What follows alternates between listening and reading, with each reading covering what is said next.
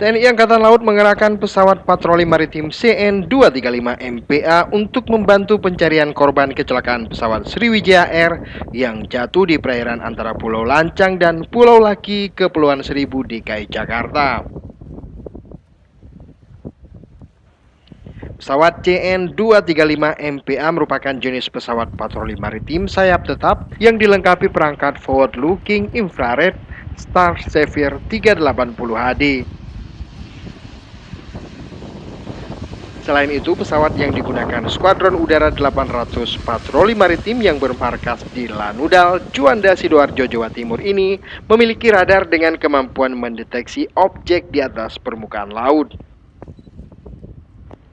Panglima Komando Armada 1 Laksmana Muda TNI Abdul Rashid yang secara langsung memimpin pencarian di lokasi mengatakan pelibatan pesawat CN-235 Patroli Maritim untuk mengamati permukaan di area jatuhnya pesawat Sriwijaya SJ-182.